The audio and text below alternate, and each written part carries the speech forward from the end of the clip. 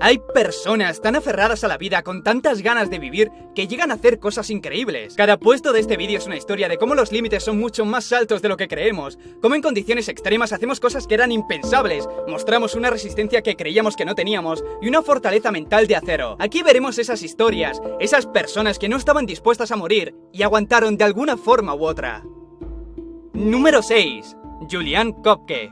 Era 1971. Julian, de por aquel entonces 17 años, estaba con su madre sobrevolando el Amazonas peruano. La mala suerte hizo que se pusiera a llover de tal manera que apenas podían ver el paisaje, y si eso hubiera sido lo más preocupante habría sido un alivio, pero cuando creían que las cosas no podían empeorar, comenzaron a caer rayos. El avión comenzó a desestabilizarse, los pasajeros asustados gritaban y lloraban y con razón, el avión se estaba cayendo. Julian le mostró una luz brillante a su madre que salía del motor, y ella únicamente le dijo: "Eso es el final, todo ha terminado". Y tenía razón para todos los pasajeros, menos para su hija. De alguna manera, Julian recuerda que después de los gritos, el sonido del motor y el avión despedazándose en mitad del aire, terminó en mitad de la selva, viva. Tenía un ligamento de la rodilla roto, una clavícula rota, cortes profundos por todas partes, pero no lo suficientemente graves como para matarla. Durante un par de días estuvo buscando a los demás, pero por lo que podía saber todos habían muerto, así que lo único que le restaba era salir de allí, que suena más fácil de lo que fue. Se encontraba en mitad de la selva, malherida y sola. Durante días estuvo siguiendo un arroyo con la esperanza de dar con un río. Se acordaba de que su padre le diese consejo en caso de querer orientarse, y ahora le iba a ser útil. El consejo no se lo dio porque sí. Resulta que sus padres eran biólogos y se instalaron en la selva peruana durante un tiempo, siendo ella una cría, de ahí que le dijera eso. El caso es que tardó 9 días en encontrarlo y en tener la suerte de que cerca del río, por un sendero, había una cabaña que estaba en uso. En ese momento estaba vacía, pero sabía que tarde o temprano vendría alguien, así que se metió dentro, se limpió las heridas y esperó. Al día siguiente por fin la encontraron y se la llevaron al hospital. La odisea de caminar a través del Amazonas durante 9 días no parece mucho dicho así, pero hay que tener en cuenta que cualquier cosa podría haberla matado. Serpientes, cocodrilos o hasta la fruta de los árboles, que por suerte sabía, también gracias a sus padres, que era venenosa. Para que veas, ella pensó que era la única que logró salir con vida del avión, pero 12 pasajeros más y el piloto también llegaron con vida a tierra. Sin embargo, ninguno de los 13 salió del Amazonas con vida, todos muertos por distintos motivos. Su madre formaba parte de esos 13, pero llegó al suelo tan malherida que no podía moverse ni gritar. Pasó varios días allí tirada hasta que murió. Espero que no tuvieras que viajar en avión pronto. No quisiera que te acordaras de esta historia vívidamente durante el vuelo. Número 5. Eric Lemarque. Aún cuesta creer cómo pudo salir Eric Lemarque de su infierno personalizado, del que le dejó sin ambas piernas y marcado para siempre. Eric, un exjugador de hockey profesional, al retirarse y empezar una rutina menos emocionante que la competición, encontró en el snowboarding una motivación, un hobby en el que podía centrarse, un hobby que casi le mata. Un día en la montaña, haciendo snow como de costumbre, vio que los de seguridad estaban despejando las pistas porque se acercaba una tormenta. Eric, adicto a la adrenalina, lo ignoró y pensó que le daría tiempo a hacer un último descenso, una decisión muy mala como pudo comprobar enseguida. En mitad de la bajada la niebla le bloqueaba la visión y sencillamente se perdió. Recorrió un camino largo a ciegas para terminar en un lugar que ahora no reconocía, donde nadie le oía y no sabía cómo volver. De hecho, no sabía cómo salir fuera la dirección que fuera. Su primera idea fue quedarse esperando y con suerte podrían encontrarle, pero viendo que el frío terminaría por matarle antes, cambió el plan. Empezó a caminar montaña abajo, bebió un poco de agua en un río, pero con la mala suerte de caerse en él, lo que combinado con el frío que hacía no era lo mejor que podía pasarle. Al día siguiente sus pies estaban ennegrecidos, se estaban congelando, pero aún con esas, siguió caminando sin tener claro a dónde iba. Cada día era una lucha por aguantar, por seguir adelante. Así durante 5 días, al sexto encontró una pequeña cueva y durmió. Sabía que estaba llegando al límite porque lo único que le apetecía era dormir, y si dormía durante mucho tiempo se congelaría. Al final le encontraron al cabo de 7 días, cubierto de nieve, apenas consciente y casi sin poder moverse. Eric sobrevivió, pero hacer aquella última bajada le costó ambas piernas. Número 4. Aron Ralston.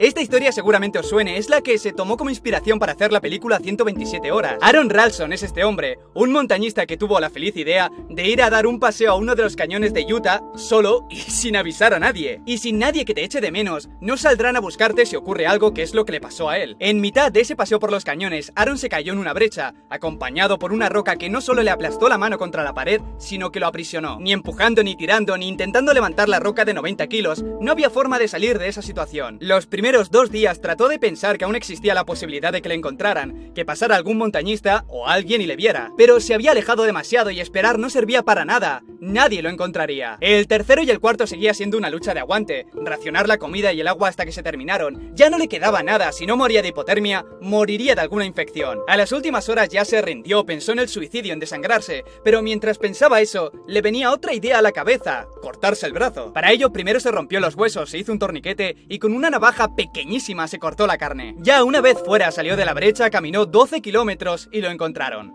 Como dije antes, si la historia te interesa, la película 127 horas te gustará, es bastante fiel a cómo pasó. A día de hoy se dedica a dar conferencias motivacionales, a escribir libros y a escalar. Gracias a la prótesis con forma de pico puede seguir haciéndolo.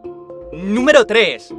Douglas Mawson. Fue hace más de 100 años cuando Douglas Mawson experimentó los límites de su cuerpo y su mente. En 1912, en la Antártida, Mawson salió con un grupo de exploradores y con todo el equipo, incluyendo 12 perros y trineos. 90 días después, regresó solo y con la imagen que trae una persona que ha sufrido 1000 miserias. La expedición tenía como objetivo explorar y mapear la zona. Mawson contó cómo los ánimos de sus 2 compañeros, que al principio estaban llenos de energía, se decayeron a las pocas semanas, pero eso no era lo peor. Durante el viaje de regreso fue pasando desgracia tras desgracia. Primero Ninis, uno de los 2 compañeros, cruzó sin darse cuenta una zona agrietada, muriendo irremediablemente en la caída, junto con sus 6 perros y gran parte de la comida que tenían. Sin esa comida, Mawson y su compañero tuvieron que alimentarse de los perros que quedaban, pero aquello trajo algo peor. Haber comido demasiado hígado de perro los enfermó, pero Mawson aún se sostenía, mientras que el otro ya apenas podía pensar con claridad. Y no tardó mucho en morir. Ahora estaba solo, habiendo visto morir a sus 2 compañeros y sin comida. En esa condición tan apetecible, aún tenía que recorrer 160 kilómetros. Finalmente, después de mucho sufrimiento, lo logró, aunque cuando llegó a la base aún tenía que permanecer 1 año en la Antártida. Pero lo había logrado. Número 2. Steven Callahan. Veamos, de momento hemos tenido una niña en el Amazonas, un exdeportista en la montaña, un geólogo en la Antártida y ahora solo nos falta el mar, y para ello tenemos a Steven Callahan, el hombre que estuvo más de 2 meses a la deriva. Un hombre que desde los 20 años ha estado en el mar, un apasionado de los barcos, diseñarlos y construirlos. A los 29 años iba a cumplir su sueño de navegar por primera vez a través del Atlántico. El viaje de ida fue perfecto y la primera semana del regreso a casa también, pero a partir de ahí se terminó su suerte. Cuenta que durante la noche algo golpeó su barco, no sabe si fue una ballena o un tiburón, pero lo que sí pudo saber es que había roto el casco y no paraba de entrar agua. El daño era demasiado grande y por la cantidad de agua que entraba se hundiría pronto. Eso ya era insalvable, lo único que podía hacer era buscar la balsa, buscar agua, comida, bengalas y demás y salir cuanto antes. Hay que remarcar que todo eso lo hizo con el barco lleno de agua. Se hundía, buscaba las cosas y regresaba. Hecho eso, había logrado salvar la vida, pero se encontraba a la deriva, en mitad de ninguna parte, y su única esperanza era que le encontrasen, y eso podía perfectamente no ocurrir nunca. Cada día se sentía como un castigo, pero siguió adelante. A las 2 semanas, Callahan se sentía aliviado porque pudo ver un barco a lo lejos, pero pese a que disparó las bengalas no le vieron. Y no fue el único, de vez en cuando veía barcos a lo lejos, pero ninguno de ellos le vieron a él. Entre barco y barco pasó un mes y su cuerpo ya se resentía,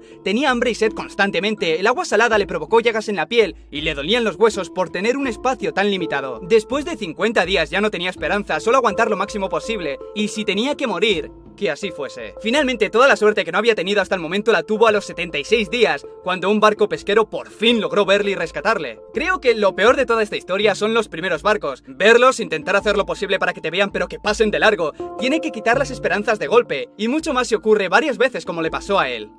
Número 1. Beck Withers. Al igual que antes vimos con Aaron, Beck Withers también tiene su propia película llamada Everest. Quizá a mucha gente ya le suene. Es uno de los tantos casos de accidentes y muertes que ha dejado el Everest, más en aquella época que fue cuando se puso de moda y todo el mundo quería intentarlo. Withers es de los que tuvieron tanta mala suerte como buena suerte, porque si bien terminó con una mano amputada y casi también la otra, no murió. ¿O sí? Porque según su relato cuenta que murió durante 12 horas.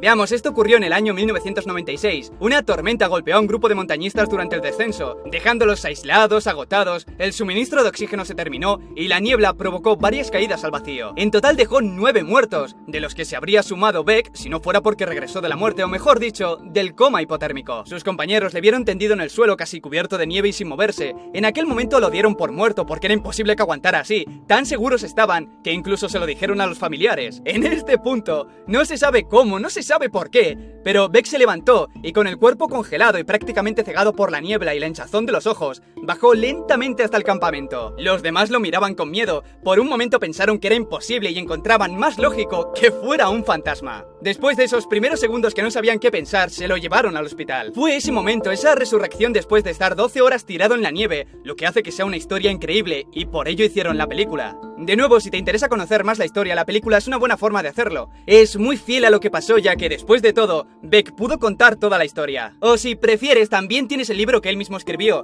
por si prefieres ver cómo lo cuenta con sus propias palabras. Y nada más, familia, suscríbete, dale a like si te ha gustado, un besazo y hasta pronto.